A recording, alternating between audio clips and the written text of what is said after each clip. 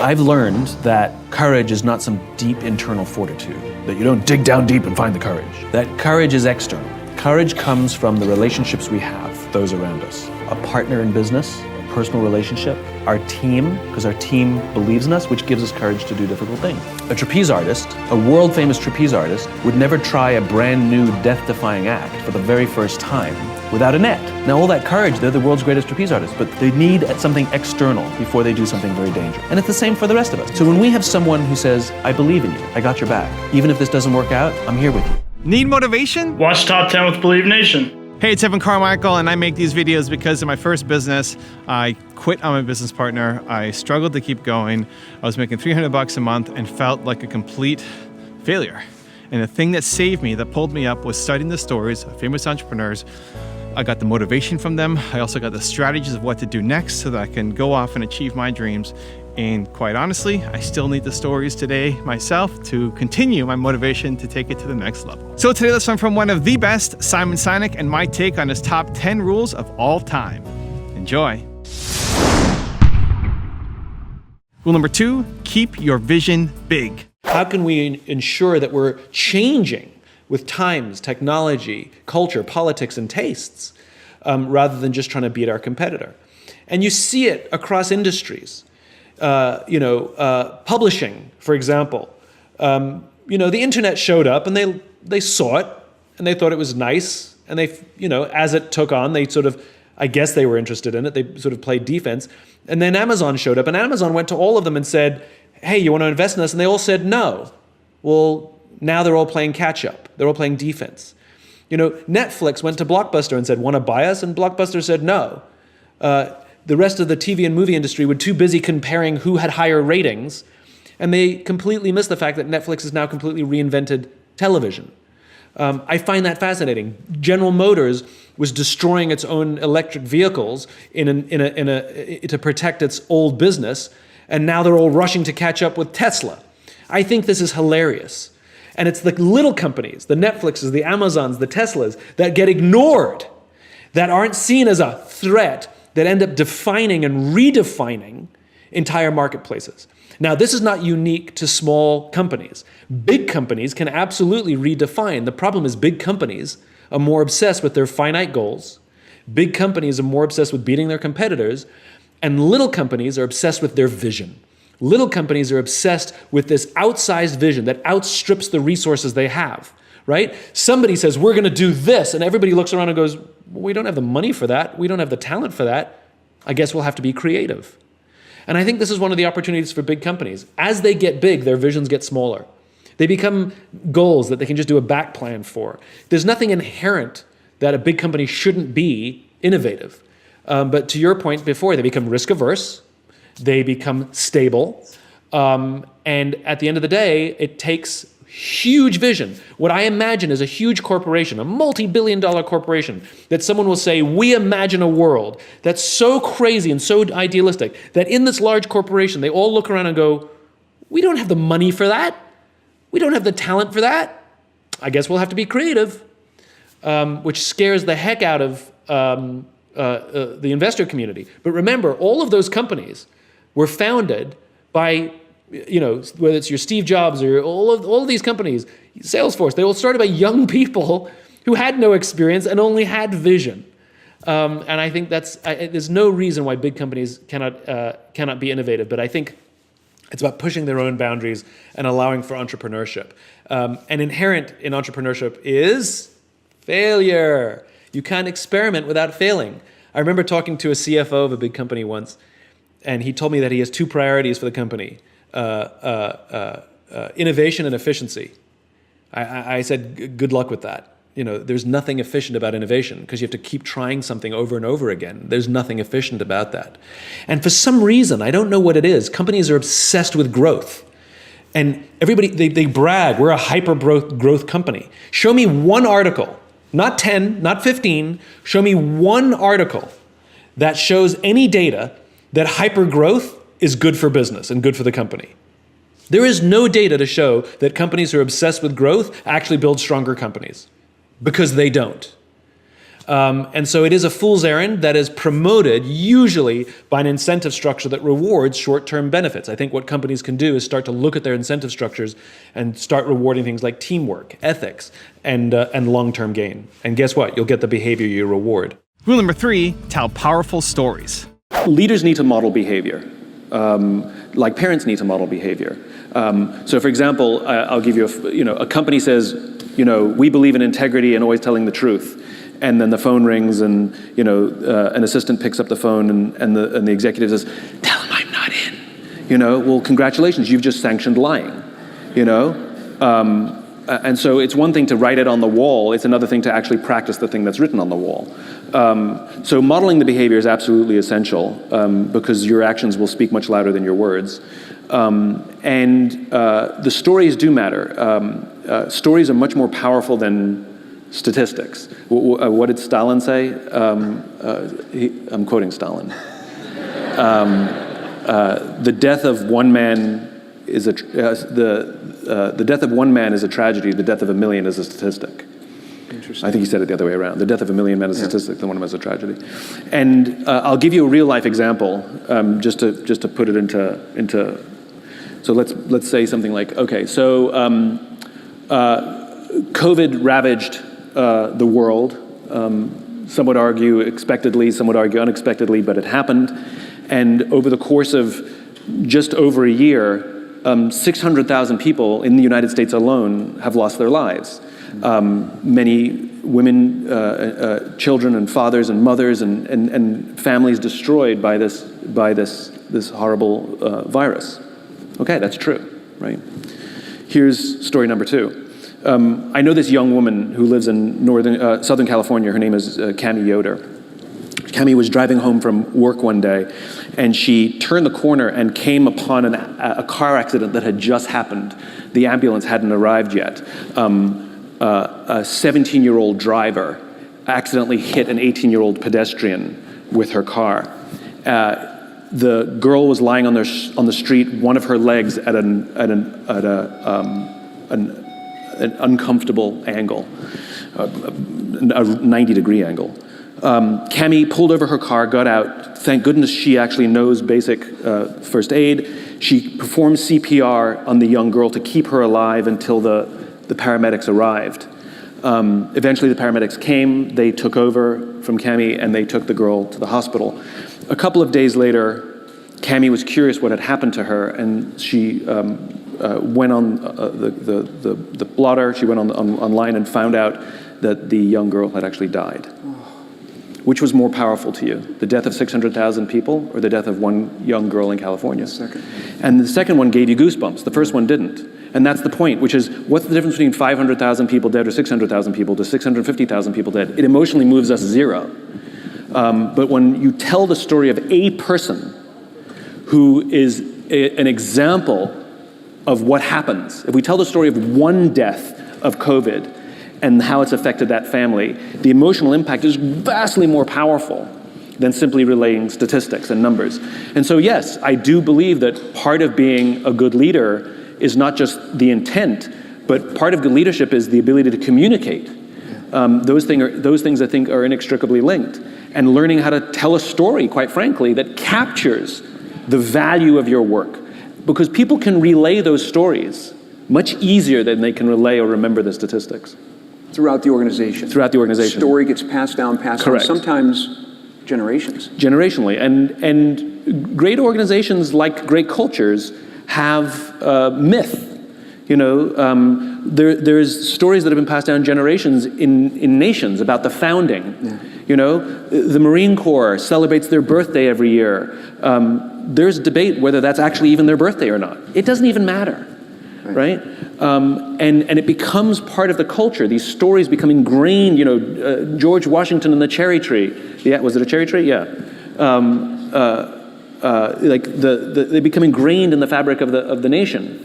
So too do they become ingrained in the fabric of the company. And like religion, like anything, it's the stories that capture the morals and values much better than just writing them on the wall. Rule number 4, be a giver. I did a little experiment with a homeless person. Not like on them, it's not like electrodes. with them, voluntarily helped me. Because the whole idea of giving, right? You've all walked down the street and you've all seen someone begging, and you either have or haven't thrown a few pennies in their cup. When you do, you feel good. You bought that feeling. That is a legitimate commercial transaction. You know, commercial transactions are defined as the exchange of consideration. There was an exchange of consideration here. You gave money, you got the feeling of goodwill. You paid for that feeling. If you didn't give money, you either feel nothing or you feel bad. You can't feel good by not giving. All right? You paid for that feeling. So now the question is, how is that person encouraging us to give? The joke is, they act like every corporation in the world. They talk about themselves. Me, me, me, me, me, me, me, right? Like they sit there with their little outdoor advertising, little sign, right? And it says, I'm homeless, I'm hungry, I got 12 kids, I'm a veteran, God bless. They got it all in there, trying to appeal to somebody, the religious vote, the veteran vote, you know, the child sympathizer, surround yourself with lots of pets, go for that one too, right? All in an attempt to get something from someone. Takers, not givers, right? All about me. Well, what do corporations do? We've added more RAM, we've added more ROM, we've added more speed. This one's number one. We're the biggest, we're the best. We've been around since 1969. We're better than them, we're faster than them. We're more efficient than that one. Me, me, me, me, me, me, me, me, me, me. And so even if we buy their product, guess what? I don't really feel much. So I did this little experiment. I found a nice homeless lady on the streets of New York who's willing to help out. And I learned that with her sign, which was pretty typical, I'm homeless, I'm hungry, blah, blah, blah, she makes between $20 and $30 a day for a day's worth of work, 8 to 10 hours of sitting there selling goodwill. 8 to 10 hours, she'll make $20 to $30. $30 is considered a good day. I changed her sign, and the new sign made her $40 in 2 hours. And then she left. It's one of the reasons she's homeless is because she's decided that she only needs $20 to $30 a day to live. If she stayed, she would have made $150. The point is she made $40 in 2 hours. What did the sign say? The sign said, if you only give once a month, please think of me next time. It has nothing to do with the taker. It has everything to do with the giver. And what are the objections people give when they don't give? I can't give to everyone. How do I know that they really need it? And so I addressed both those concerns. I know you can't give to everyone. So if you only give once a month, my cause is legitimate. I will still be here when you're ready to give. $40, 2 hours. Make it about them, not about you. The fact of the matter is 100% of customers are people. And 100% of clients are people. And 100% of employees are people. I don't care how good your product is. I don't care how good your marketing is. I don't care how good your design is. If you don't understand people, you don't understand business. We are social animals. We are human beings, and our survival depends on our ability to form trusting relationships. Do you ever watch Deadliest Catch on the Discovery Channel? I was flipping through the channels one night, and Deadliest Catch came on. And on this episode, just random, they were in a huge storm. Now, for those of you who don't know Deadliest Catch, they take these crab fishing boats out in the Bering Sea, which is like terrible, and they put cameras on them, and we watch, right? The reason that's, I guess, significant is because these crab fishermen have, I think, one of the top 5 deadliest jobs in the world. You know, I don't know what the exact number is, but dozens of fishermen die every year doing this. We apparently find that entertaining, which it actually is. So they have cameras only on 5 or 6 of the ships, even though there are many, many, many ships that go out fishing every season, and they don't really come into proximity with each other because the ocean's huge, and they usually sabotage each other and give each other false information because they're all competitors. They're all looking to get the crabs and make sure that they find them and somebody else doesn't. And it's business, right? It's just business. It's okay. We all do the same thing in our own companies. And in this one episode, this big, huge storm was so violent that they had to bring all the pots, which are the big cages that they catch the crabs in. They had to bring all the pots back on the boat and wait out the storm. And just by dumb luck, one of the boats that had cameras on it was in proximity of a boat that didn't have cameras on it. And so they had secured all their pots on the deck, and so they started filming the other boat. And they filmed a guy climbing on the outside of the cage, securing the pots. And all of a sudden, a huge wave hits the side of the boat, and the guy's not there anymore. And the people on the boat with the cameras start screaming, "Man overboard, man overboard, man overboard." And they turn their boat towards where they think he might be. He's a stranger, they don't know him, they don't know the crew members of the other boat, and yet they react, and they turn towards him. And they find him in the drink. And for those of you who don't understand how dangerous this is, if the water is so cold that if you're in the water for, I think that it's a minute or a minute 30, hypothermia will set in and you die. And they come upon him, and he's screaming, "Don't let me die, don't let me die." And they pull him on board, not out of the woods yet. They strip off his clothes because it's wet and cold, and they wrap blankets around him to prevent hypothermia from setting in. And he survives. And it's overwhelming. And the captain comes down, and this is all on, I mean, you can go watch it on TV. The captain comes down, and he hugs this stranger, this young man, his competitor. He hugs this guy as if he's his own son. I lost it. Everybody is crying. And you realize what happened here was a human interaction. And the reason they risk their own lives to help this other person, even though they spend every other day trying to get ahead and sabotage, is because at the end of the day, they're all crab fishermen. And they know something about each other. And they know something about the risk that they all take to do this. And when push comes to shove, they will put themselves out there to help each other for no other reason than they get it. They're one of the same. I will promise you that every single member of that crew that day went home with a feeling of fulfillment. I promise you that every single person on that crew that day felt more good in their hearts and in their jobs than the richest days that they've ever pulled in. My question is what are you doing to help the person next to you? Don't you want to wake up and go to work for the only reason that you can do something good for someone else? Wouldn't you want them to do that for you? Also, to make sure you're actually taking action after watching this video, I've designed a special free worksheet just for this video. The worksheet will highlight all of the lessons learned in this video, as well as pull out our 3 favorite learnings and quotes that will inspire you to actually do something. The worksheet will also give you space to write down what your key takeaways are and your specific plan of action to make sure you're getting results. If you want the worksheet designed specifically for this video, absolutely for free, there's a link in the description below. Go click on it and start building the momentum in your life and your business. I'll see you there. Rule number 5, be adaptable. I would sort of reject the concept of blunt honesty. You know, you can be honest without being an ass. Do I look fat in these jeans? I like the other jeans better. That's an honest assessment without making somebody feel bad, for example. And we also have to get good at evaluating someone's personality. Some people are more sensitive than others. And so a good leader is able to adapt their style and how they offer information so that sometimes they have to be a little more polite to some and they can be a little more blunt with another because their personalities can take it. What we want people to do is hear the feedback, hear the input, and it's based on how they receive it, not how we like to give it. We have to be the adaptable ones as leaders. But he's absolutely right that good leadership starts with care. And I hear this all the time, unfortunately, which is, as a leader, I didn't get to choose my team, so why should I care about them, or why should I trust them? They're not. I didn't choose them.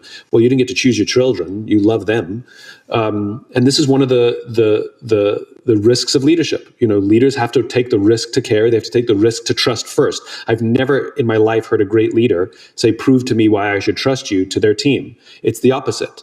A leader takes the risk to trust, and it's the team who says, "Prove to us why we should trust you." That's the correct hierarchy.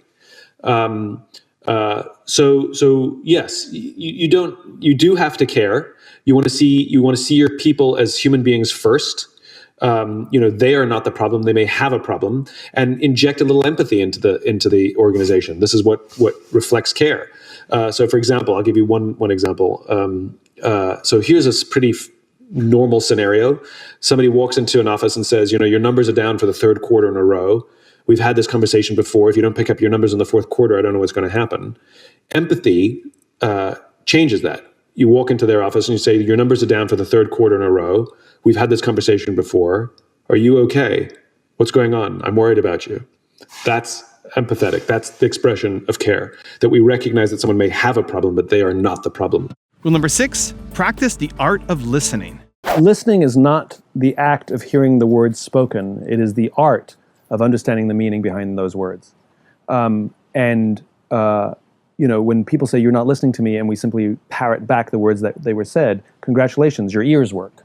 That is the act. That is the act of listening. But the art of listening is creating an environment in which the other person feels heard. Now, you notice what I said there. The other person, and I used an emotional word, feels, right? I don't want to know that you heard the words. I want to feel heard. I want to feel seen. I want to feel understood. And that is a learnable, practicable skill. So there are many parts of it. It's things like replacing judgment with curiosity, right? That's a hard thing to do. We're a pretty judgy group, right?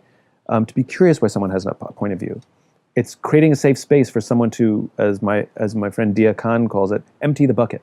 So even if we find what they're saying just reprehensible, right? You're never going to be able to actually have dialogue until at least one of the parties gets the opportunity to say everything without judgment. And as she calls it, emptying the bucket. And once somebody feels like they've completely said everything, then they're more apt to listen to you.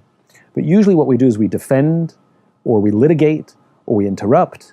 We point out flaws in logic, which is just frustrating. And when you point out some flaws in somebody's logic, because we're all imperfect when we speak, and we all choose the wrong words at various times. And that's not what I meant. You know what I meant. This is what we have to say. Well, if you know what you meant, then why don't you say what you... You can see how this spirals. But it's things like when somebody says something, and there's really easy ways to do it. Things like, go on, tell me more. What else? And they keep talking. And you go quiet, they feel the space. And tell me more. Go on. And eventually, it's all out. And then there's a safe space for you to respond and express yourself in a constructive way. But that's correct. We do not teach listening, and listening is the way to create to build trust with someone. You make someone feel heard, they'll trust you. It is the way to find common ground in opposition. In simple cases in business, but in more complicated cases in national politics, or in global politics, or in war. Why do William Ury, who wrote Getting to Yes, he talks about the same thing. He goes, we have talk shows, but we don't have listen shows. He says we have peace talks, but what we really need is peace listens. And he, who's been at the table at the highest levels of peace negotiations, he said people show up and start demanding what they want. And that's how the negotiations begin. Nobody starts by saying, so tell me why you came here. There's a great documentary that I recommend to learn this. It's called White Right, Meeting the Enemy by Dia Khan. In a nutshell, Dia is a Muslim woman living in the UK who was trolled by white supremacists to the point where the police got involved because her life was at risk. They told her stay away from open windows. That's how bad it got. The way Dia responded was by moving to the United States and going to meet the white supremacists. And she brought her cameras. You can see it all happen in this documentary. And basically, she gave them a safe space to feel heard. Now, that sounds mad. Like, why should she give them a safe space to feel heard? They should give her a safe space. Yeah, fine, good. It's never going to happen. Dia sits down with these white supremacists and she gives them a safe space to feel heard. It's extreme listening. And I say it's extreme because, they hate her, They don't just disagree with her. They want her off the planet. And she lets them empty their bucket, as she calls it. And then conversation begins. And because they feel heard, they start to trust her. And as they start to trust her, she becomes a friend. And then it creates this paradox where I'm supposed to hate this woman, but I trust her and consider her a friend. And what you see is one by one, these white supremacists, these diehard white supremacists, start dropping out of the movement because they can no longer reconcile their beliefs with reality. And if it can happen in this extreme environment, then it can happen anywhere. And all that is required for us to cross political divides or disagreements at work and things like that is one of the parties has to learn how to listen. It doesn't even require both parties to learn the skill. That's the amazing thing. And it is one of the most remarkable skills that anyone can learn, the power of listening, yeah. So the documentary is a great extreme example of what it can do. Rule number 7, deliver critical feedback. One of the things that we do is creating a culture in which people understand that the reason we're giving feedback is not to quote unquote criticize them, but to help them grow as human beings. And that has to be established. Like this is what the advice I offer is it's not just a checklist that you do and everything goes fine. You create a culture in which difficult conversations and critical feedback are welcomed or at least understood. But it's also how we give it. Usually we give it by pulling out a piece of paper and pointing out the thing that's wrong. And saying you got to fix something, right? We usually point to the evidence first, as opposed to starting by the human being, which is, there's stuff I want to share with you. I don't know what it means, but I wanted to raise it with you in case there is an issue, because I care about you and I want to see that you grow here. But there's some evidence that things are going a little sideways, and I want to address them with them to see what opportunities there are, or if there's anything wrong, because I don't know the reasons behind it. But here's, for example, the way you talked to your teammates the other day was a little harsh. And ordinarily, I'd be one to say, "Oh, you're having a bad day. It's no problem. Everybody gets a bad day." But you've been really beating up on people. I don't even know if you're aware of that, right? And sometimes they'll say, "I'm having a hard time," and it opens up. Or they'll say, "I wasn't even aware. I didn't even know." Or it reveals something, as opposed to saying, "Stop yelling at people. Nobody wants to work for you if all you do is yell at people." It's hard for people to receive. And so good feedback is not just about conveying the point we're trying to make. It's about creating a condition in which the person is more likely to listen and hear it. So we're all proud of ourselves once we've told them, did you give her the feedback? Yeah, I told her. Right? Did they hear the feedback? Different question. Rule number 8, be specific. The entire concept of purpose is misunderstood. Purpose has to be pretty specific. I want to make an impact in the world is not being purpose driven. It's so generic, it's useless. Right. That's like saying I want to be happy. Like, right. How do you define happiness? Right. We were joking in the back. I said the marshmallow experiment. You give a kid one marshmallow and say if you wait. You can have this marshmallow now if you wait 2 minutes. You can have 3 minutes, and there's wonderful things on YouTube, and you watch these kids stressing out and sniffing the marshmallow. 80% fail. Yeah, They eat the marshmallow. I am a one marshmallow guy. Yeah, right. But as we were talking about backstage, which is, well, how do you define the marshmallow? Yeah. And again, it goes right back to context. Yeah. And I think we're talking about a much bigger issue, which is our world has become so much more binary, right, wrong, good, bad, left, right. Everything's become black and white. And the reality is our world, how we actually exist in it, our relationships, our relationship with work, even our relationship with ourselves, what happiness means, it's all pretty gray. And yet we want everything to be crystal clear, and we want switches. We want to turn it off, and we want to turn it on. Right. And what I can't help but think, and I'm curious because you're with your students, which is, context and narrative matter so much that when all they're doing is trying to prevent their unhappiness, what they're actually doing is talking only about unhappiness. Right. Which then perpetuates unhappiness. Yes. And we are very suggestive animals, even to ourselves. Yeah. Like, we can talk ourselves into pretty much any feeling we want. And I wonder if it's not the pursuit of happiness that's failing, I wonder, but rather the obsession with the unhappiness that's reminding us constantly of how unhappy we are, so that any strategy, even if they're all the right strategies from the self-help course that I took and the book that I read. They're actually good. It's actually good advice that is destined to fail. Rule number 9, aim for authenticity. There are many people in your industry who talk a good game. They talk about relationships, but let's be honest, it's bullshit. They just want to make the transaction and move on, and they pretend that they care, and they pretend it's that they care about the relationship, when the reality is it's one and done and on to the next. And that's what happened to me. I had a mortgage broker. He sold me a mortgage. He was recommended to me. That's how most of us meet somebody, and he was very nice and charming and was there with me. And then my sale went through, and he called me up to congratulate me, and I was feeling all warm and fuzzy towards him. And then as soon as he congratulated me, he said, "And if you could recommend me to anybody else, I'd be really grateful." He wasn't calling to congratulate me. He was calling to remind me to put in a good word for him somewhere else. Like, if he actually cared about me and my house, then he would have just called me really excited that I got my house. Yeah. And if he wanted something from me, he would have waited a week or two to ask the favor. But it became abundantly clear to me, I'm in the human behavior business. Yes. He never called me because he cared about me. Yeah. And by the way, I will never, ever recommend him, because I realized that I was just a number on a spreadsheet. And so if you actually care about building relationships, then actually build relationships. Yeah. I remember when I was starting out in my career, I had a little marketing consultancy, and I came from an industry that pretended that they were good at everything, the marketing world. Like, literally, they pretended they were good at everything, whether they were or weren't. And when I went off by myself, it was important to me to be honest. And clients would come and talk to me and say, "We want to hire you to do all these things." And I'd say, "I'll do that one. I'm really good at that. Pretty good at that. I like doing that. That I'm mediocre on. That I suck at. I highly recommend you hire another company to do that, and I'm happy to partner with them." And it made them want to do business with me more. Because you said no. Because I told them what I was good at and what I was bad at, and where I was super honest. Yeah.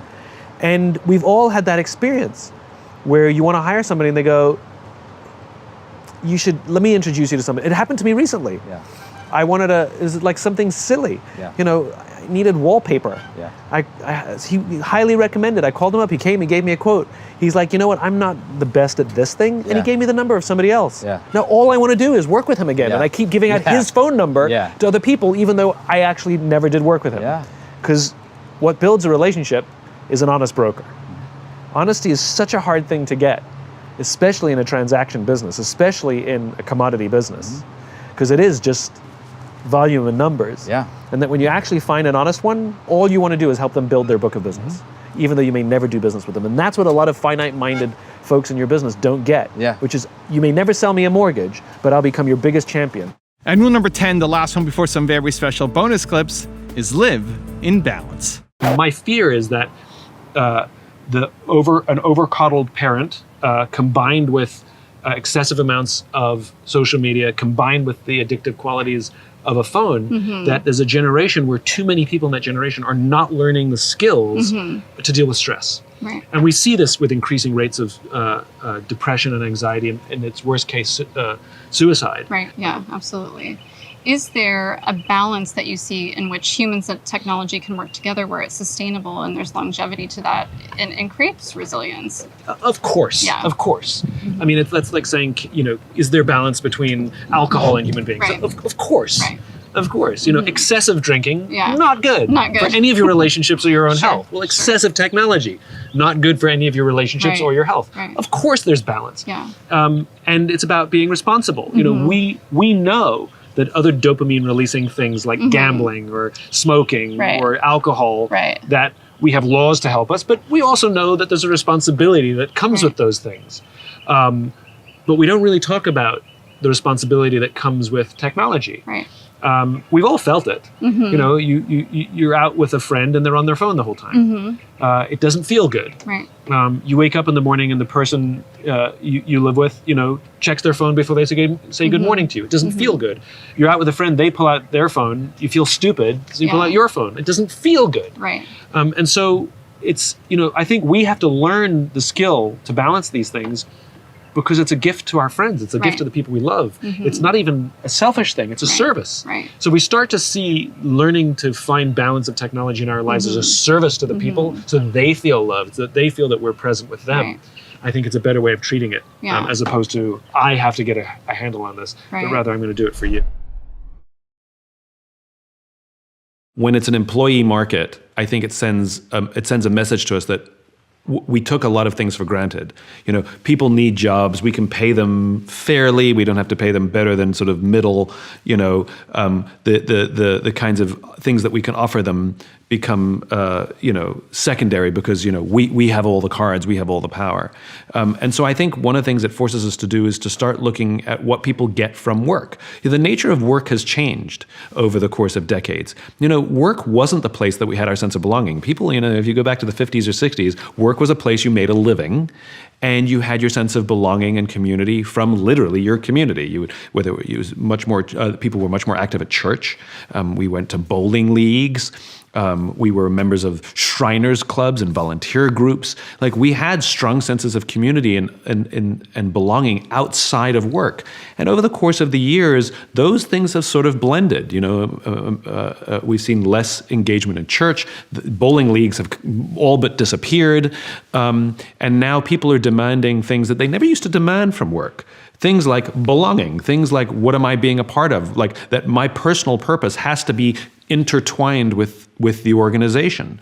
And so I think companies can start to really look at themselves and say, do we actually have a purpose that goes beyond our financial results? Do we actually have a purpose that people can feel a part of? Do we have metrics that help people see that we're making progress in things other than what we're offering a shareholder or what the bottom line is producing? Are our incentive structures promoting things like teamwork? Is our training going to give you skills like how to communicate and how to listen that will benefit you, of course, at work, but you'll have a better relationship with your spouse and your kids because of what you're learning from your work? And when we're sitting down and talking to people and interviewing and advertising our jobs, are we saying, come work for this great job, lots of opportunity, upward mobility, get a great salary? Or are we saying, we want to make you a better version of yourself? And start looking at some of alternative things that people used to get outside of work that they want from work now. That are we actually building that into our work-life culture? And I say work-life culture as if they are one thing. So I think we can actually. It starts quite frankly by listening, which is call the people who have left and say, can you tell me not why you left? Can you tell me what you're leaving for? What are you pursuing? And then everything they say, don't have an answer. Don't say, well, we already do that. Don't try and fix something. Just say, go on, tell me more. I don't understand. Go on, tell me more. And really get a full picture of what's going on in people's lives and what their ambitions and dreams are. Because I would bet money that that a lot of the things that people feel like they're lacking, that they're looking for, that they're searching for, probably at least some of it, we could help them find at work. But the problem is we don't promote those things, even in our recruitment ads. Why don't we start talking about our vision, our mission, and how we help people grow before we talk about upward mobility, salary, and where you want to work? So I think we can start looking at some asymmetrical things that we didn't used to look at, quite frankly. They've always been there. We just didn't need to look at them.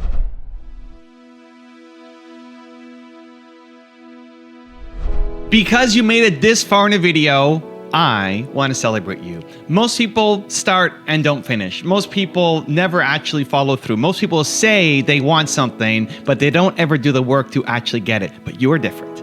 You are special. Believe Nation, you made it here all the way to the end, and I love you. So as a special celebration, if you put a hashtag believe down in the comments below on this video, I will showcase you and celebrate you somewhere on the screen in a future video because you are awesome. For 50 more amazing rules from Simon Sinek, check the video right there next to me. I think you'll love it. Continue to believe, and I'll see you there. There's a great story of two lumberjacks where every morning they start chopping wood at the same time, and every day they stop chopping wood at the same time. And every day one of the lumberjacks disappears for about an hour in the middle of the day, and every day he chops more wood than the other guy. And this goes on for months.